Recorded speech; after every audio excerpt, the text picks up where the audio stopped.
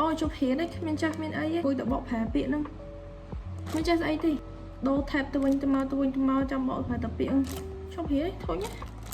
Ok,បញ្ហាមួយនេះពីណាគេក៏ជួបដែរឲ្យតែជាសិស្សខ្ញុំជឿចាក់ 100%ហ្មងពេលយើងកំពុងតែរៀនអីចឹងហើយជួបពាក្យបច្ចេកទេស technical word ហើយយើងអត់ចេះយើងត្រូវដូរ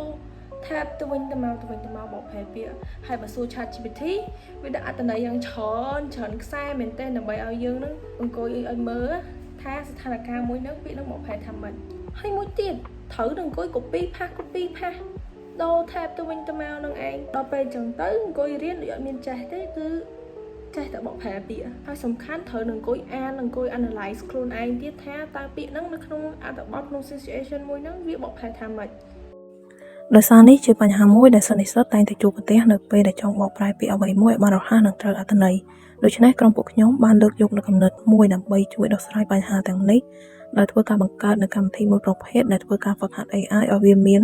សមត្ថភាពវិភាគអត្ថបទដែលសិស្សនិស្សិតកំពុងអានបន្ទាប់មកបកប្រែអត្ថន័យនៃពាក្យឲ្យបានត្រឹមត្រូវដោយផ្អែកលើអត្ថបទដែលសិស្សនិស្សិតបានអាប់ឡូតនិងផ្ដល់ភាពងាយស្រួលដល់សិស្សនិស្សិតពេលដែលចង់បកប្រែពាក្យដែលរួមបញ្ចូលទាំងអត្ថន័យលម្អិតនៃពាក្យគូផ្សំជាមួយឧទាហរណ៍ជំរាបសួរអ្នកគ្នាខ្ញុំឈ្មោះថនជាងគេនៅមកពីក្រុម Trend AI អញ្ចឹងថ្ងៃនេះខ្ញុំនឹងបញ្យល់ពីផលប្រយោជន៍នៃ AI Test Setter ដែលជា project មួយរបស់ក្រុមខ្ញុំផ្ទាល់ AI Test Setter មួយនឹងដែរនឹងក្លាយទៅជាជំនួយក្នុងការសិក្សារបស់សិស្សានុសិស្សដើម្បីឲ្យមានភាពងាយស្រួលជាងមុនក៏ដូចជាទទួលបានប្រសិទ្ធភាពខ្ពស់ជាងមុនផងដែរដោយយើងទៅតាមការមើលឃើញពីបញ្ហារបស់សិស្សានុសិស្សក្នុងការរៀនសប្តាហ៍ថ្ងៃហ្នឹងនៅពេលដែលគាត់ជួបពាក្យពិបាកនៅក្នុងវិជ្ជាផ្សេងគាត់អត់ដឹងថាគួរបកប្រែថាម៉េចគឺគាត់ចាំបាច់ត្រូវ swiping tab ទៅសួរ Google Translate ChatGPT ឬមកក៏ Gemini អីចឹងទៅ